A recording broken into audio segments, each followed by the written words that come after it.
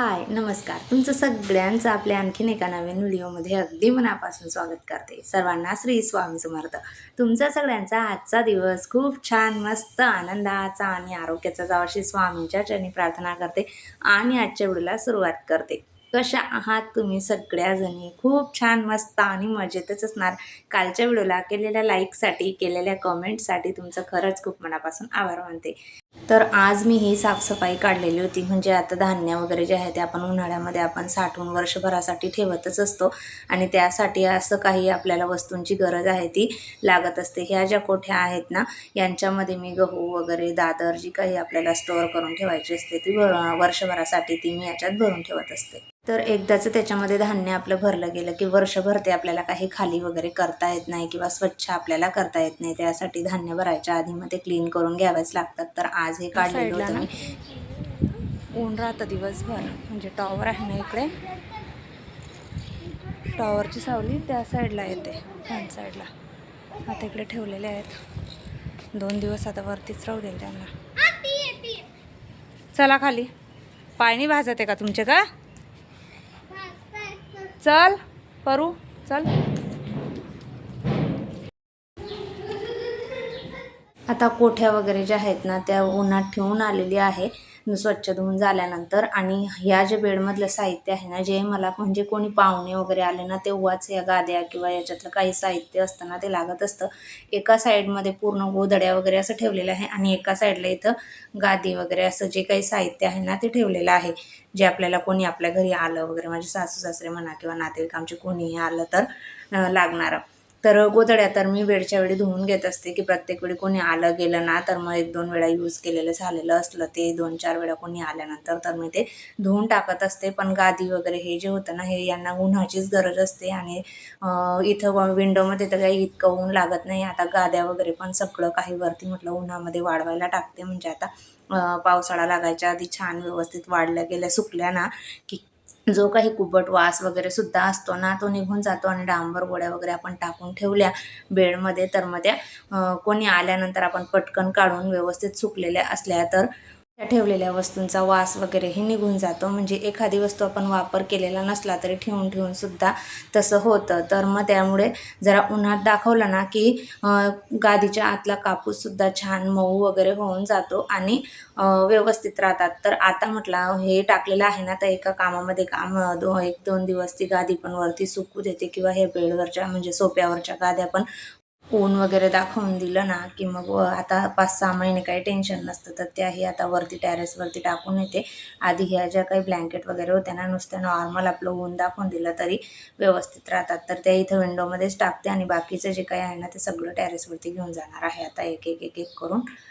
त्याआधी मी इथं चिंचा आणि गुळ हे पाण्यामध्ये भिजत घालत आहे. गावाहून येताना ना मी मम्मीकडून चिंचा घेऊन आलेली होती. तिने खूप साऱ्या चिंचा घेऊन ठेवलेल्या होत्या एकदम टोपली भरून मोठ्या. तर आम्ही सगळ्यांनी वाटून म्हणजे घेऊन आलेलो होतो. तर ते पाण्यात टाकून दिल्या म्हणजे बाकीची जी मी कामं करेल ना तोपर्यंत ते छान व्यवस्थित भिजून जाईल. गूळ पण मी त्याच्यातच घातला म्हणजे एकदाच दोघंही कामं आपले होतील. आणि अशा इथं गाद्या किंवा आपले जे कोठ्या वगैरे आहेत ना त्या मी इथं उन्हामध्ये वरती टेरेसवरती ठेवून आलेली होती. आणि त्यानंतर मग घरातलं बरंचसं काय काय छोटी मोठी कामं होती ती संपूर्ण राहिलेली होती ती आवरली. आणि 4 वाजेला मग इथे जे पाणी होतं ना ते व्यवस्थित काढून घेतलं आणि चाळणीने चाळून घेतलेलं आहे. थोडं चवीपुरतं मीठ घातलेलं होतं आणि आईस क्यूब घातलेले होते मस्त छान थंडगार लागावं असं त्यासाठी. आणि मस्त छान आंबट गोड चिंचेचं पण इथे तयार आहे. आणि पिऊन हिची रिॲक्शन बघा अशी काहीशी होती. हिला आंबट खूप जास्त आवडतं. आणि चिंचासुद्धा त्या नुसत्या इतक्या खाते. कैरी, कच्च्या कैऱ्या वगैरे तिला खूप जास्त प्रमाणामध्ये आवडतात आणि आवडीने खाते सुद्धा ती. सोनूला मात्र आंबट वगैरे काहीच आवडत नाही, तो काही खात नाही. त्यानंतर यांना ना सांगितलं गेलं होतं माझ्याने सकाळीच की तुम्ही जर व्यवस्थित छान राहिले, भांडण वगैरे केलेलं नाही आणि एकमेकांना काहीच करणार नाही ना, तुम्हाला रोज छान छान पदार्थ जे आहेत ना ते मी बनवून बनवून तुम्हाला देत जाईल मस्त तुमच्या आवडीचं काहीतरी.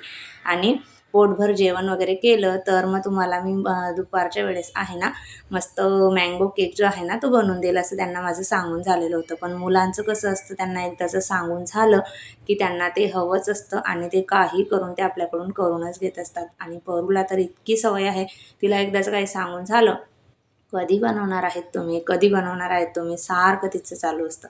त्यासाठी म्हटलं चला आता हिला सांगून झालेलंच आहे मँगो केक तुम्हाला दोघांना बनवून देईल. तर त्यासाठी मी इथे सुरुवातीला आधी 1 वाटी रवा घेतलेला होता, 1 वाटी साखर घेतलेली होती आणि थोडंसं गहू पीठ घेतलेलं होतं, 2 चमचे चवीपुरतं नॉर्मल मीठ घातलेलं होतं. मिक्सरमध्ये फिरवून घेतलं, चाळणीने व्यवस्थित असं चाळून घेतलं आणि त्याच्यामध्ये मी आपलं रूम टेम्परेचरचं अर्धी वाटी दूध घातलेलं आहे. तुम्ही बघू शकतात की मी दूध किती घातलेलं होतं. तर जास्त घालायचं नाही, कमी दूध लागतं, कारण त्याच्यामध्ये मग मी 1 आंब्याचा गर काढून घेतलेला होता, मिक्सरमध्ये पाणी न टाकता तो फिरवलेला होता आणि त्यानंतर मग त्याच्यामध्ये मी व्हॅनिला एसेन्स घातलेला आहे थोडं नॉर्मल चवीसाठी. तो नसेल तुमच्याकडे तर वेलची पूड घातली ना तरीसुद्धा चालते. आणि झाकण ठेवून 20 ते 25 मिनटं त्याला मी तसंच ठेवलेलं आहे आणि त्यानंतर 10 मिनटं अगोदर इथे मी कढईना फास्ट गॅसवरती 10 मिनटं प्रीहीट करायला ठेवलेली होती आणि 10 मिनटानंतर मग एका डब्याला किंवा तुमच्याकडे केकचं टीन असेल तर ते सुद्धा तुम्ही घेऊ शकतात. माझ्याकडे नाही आहे, मी या डब्यामध्येच नेहमी केक बनवते. तुम्ही बऱ्याच वेळेला बघितलं असेल, मी बऱ्याचदा केकच्या रेसिपी ज्या आहेत त्या तुमच्यासोबत शेअर करत असते, कारण बाहेरून पेस्ट्री वगैरे आणण्यापेक्षा मी मुलींना घरीच असं काय काय बनवून देत असते. कारण काय होतं, बाहेरच्या किती दिवसाच्या बनवलेल्या असतात आणि काय त्याच्यामुळे मुलांना बरेचसे पोटाचा त्रास वगैरे सुद्धा होतो. त्यासाठी मी घरीच अशा पद्धतीने करून देते आणि छान मस्तसुद्धा होतं आणि काहीच घरातलं अगदी साधं सिंपल साहित्य आहे, काहीच जास्त आपल्याला लागत नाही आणि घरच्या घरी असा केक मुलांसाठी आपण तयार करून घेऊ शकतो. 20 ते 25 मिनटानंतर मी याच्यामध्ये 1 चमचा बेकिंग पावडर आणि अर्धा चमचा बेकिंग सोडा घातलेला होता. थोडंसं वरून पाणी घातलेलं होतं मी सोडा आपला ॲक्टिव्ह होण्यासाठी आणि छान व्यवस्थित परत मिक्स करून घेतलं आणि जो डब्बा होता मी त्याच्यामध्ये बटर पेपर टाकलेला आहे, त्याच्यात हे सगळं बॅटर टाकून घेतलेलं होतं. 2-3 वेळा केक छान सेट व्हावा म्हणून टॅप करून घेतलं अशा पद्धतीने आणि वरून टुटी फ्रुटी घातलेली आहे किंवा तुम्ही ड्रायफ्रुट्स पण घालू शकतात. मी ड्रायफ्रुट्स घातले नाही, मी फक्त टुटी फ्रुटी घातलेले आहे. थोडंसं गहू पीठ लावून टाकलं ना टुटी फ्रुटीमध्ये तर छान होते, पण माझं काही लक्षात राहिलं नाही, ते मी तसंच टाकलं. त्यामुळे जरा वरचेवर राहतात आणि ते जर टाकलं ना तर छान व्यवस्थित आतमध्ये सुद्धा ते सेट होऊन जातात. तोपर्यंत आपली एका साईडला कढई मस्त प्रीहीट झालेली होती. आता माझ्याकडे खडा मीठ नव्हतं, त्यासाठी जे आपलं नॉर्मल घरातलं रोजच्या वापरातलं मीठ होतं ना ते मी कढईमध्ये घातलेलं होतं. त्यानंतर अर्ध्या ते पाऊण तासामध्ये आपला केक तयार होऊन जातो. गॅस मी अगदी कमी करून दिलेला होता जेव्हा मी केक कढईमध्ये ठेवला त्यावेळेस. कमी गॅसवरती अर्धा पाऊण तासात केक आपला मस्त छान असा तयार होतो आणि केक काढून झाल्यानंतर त्याला 15 ते 20 मिनटं थंड होण्यासाठी मी तसाच ठेवला आणि पूर्णपणे थंड झाल्यावरच आपल्याला केक काढून घ्यायचा असतो. पण असं काही बनवलेलं असलं म्हणजे मुलांना धीर असतो का, कारण सकाळपासून त्यांना सांगून झालेलं असल्यामुळे ते इतके कधी बनवणार आहे, कधी बनवणार आहे आणि त्यांना असं वाटतं की ते लगेच होतं, पण त्या गोष्टींना थोडा वेळ लागतो. तर त्यासाठी मग मी 15 मिनटं जसं तसं त्यांना थांबवलं आणि मग केक जो आहे ना तो अशा पद्धतीने मस्त छान लगेच आपल्या कुकरच्या डब्यामधून निघालेला होता आणि खाली बटर पेपर लावलेला होता, तोही सहज निघून गेला आणि मस्त छान असा आपला इथं मँगो केक जो आहे ना तो तयार झालेला होता. बघू शकता तुम्ही किती छान मस्त दिसत आहे. तर त्यानंतर मग यांना कट करायची घाई होती, तर आता केक कट करते आणि इथं माझा बड्डेच यांनी करायचं ठरवलेलं होतं. इतके आजूबाजूला जेव्हापासून केक बनवायला घेतलं ना तेव्हापासून त्यांचं आजूबाजूलाच फिरत होते. किचनमधून कोणी बाहेर जायचं नाव घेत नाही, असं काही मुलांना जर आपण बनवून दिलं तर.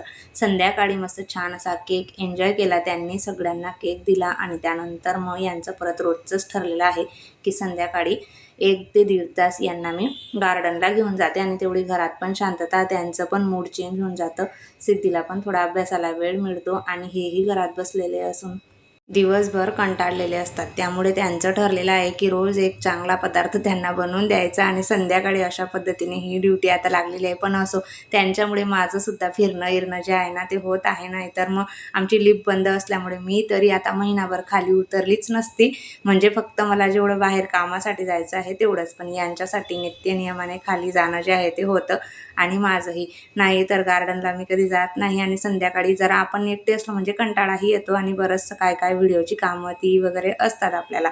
पण लहान मुलं असली ना त्यांच्या निमित्ताने आपलंसुद्धा खरंच फिरणं-हिरणं जे आहे ना ते होतं किंवा त्यांच्या खेळण्याच्या निमित्ताने सुद्धा आपण त्यांच्यामध्ये रमतो किंवा त्यांना आपण बाहेर घेऊन जातो. त्यानिमित्ताने का होईना आपलंसुद्धा थोडंफार जे आहे ना तो टाईमपास होत असतो. बघा तुम्ही. हळू जरा हळू हळू हळू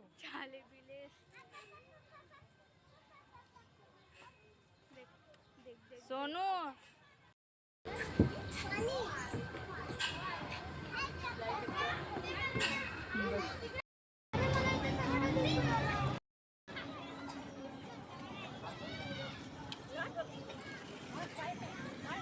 पूर्ण गार्डनमध्ये खेळून झाल्यानंतर इतके दमलेले होते, तरीसुद्धा त्यांना इथं परत खेळायचं होतं आणि कालच माझ्याकडून त्यांना सांगून झालेलं होतं की तुम्हाला इकडे घेऊन जाईल असं. मग त्यांचं ते पूर्ण लक्षात असतं. एकदाचं मुलांना काही सांगितलं आपण की तुम्हाला असं असं घेऊन जाईल, इकडे तिकडे घेऊन जाईल, तर त्यांचं ते पूर्ण माइंडमध्ये फिट असतं आणि ते आपल्याला सतत त्या गोष्टींची आठवण करून देत असतात की तुम्ही काल आम्हाला इकडे घेऊन जाणार होते ना, चला मग. तर म्हटलं चला, इकडे सुद्धा इतका एन्जॉय केलेला होता ना त्यांनी, खूपच जास्त. आणि 8:30 मला घरी यायला वाजलेले होते. इथून खूपच उशिरापर्यंत ते गार्डनमध्ये तिकडे इकडे सगळीकडे खेळत होते. घरी आल्यानंतर मग मी ते खिचडी बनवलेली होती आणि त्यानंतर आंब्याचा रसही बनवलेला होता.